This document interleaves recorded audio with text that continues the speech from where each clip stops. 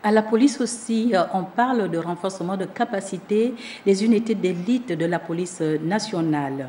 Il s'est agi d'acquérir au cours de cette formation des techniques modernes qui permettent aux forces de police de mieux lutter contre les attaques terroristes.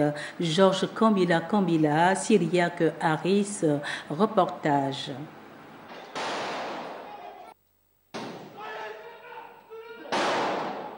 Loin d'être un film d'action, cette simulation de prise d'otage effectuée par les éléments de la brigade anticriminelle et d'investigation s'inscrit dans le cadre d'un stage sur les gestes techniques et prévention d'attaques terroristes qui a vu la participation de 25 agents de forces de police nationale.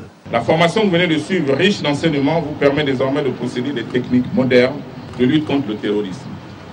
Persuadé que vous avez gagné en efficacité et en progrès, pour contribuer au perfectionnement de nos unités d'élite que sont la BRI et la BAC. Soyez pleinement opérationnels pour relever les défis futurs et prenez soin de capitaliser ces acquis à travers des échanges de bonnes pratiques pour que, in fine, les nouvelles techniques nous permettent de faire face à des événements improbables et à fort impact. Une cérémonie de clôture de cette session de formation qui a été rehaussée par la présence du ministre d'État à l'Intérieur et celui de la Défense a été suivie d'une remise des diplômes. Le commandant en chef a indiqué sa volonté de voir ce genre d'initiative d'être pérennisée davantage. Nous devons construire des anticipations rationnelles pour fonder nos réponses collectives.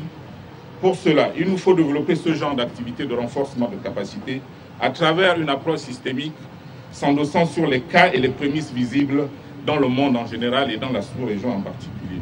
Un stage qui intervient dans le cadre de la coopération policière entre la France et le Gabon.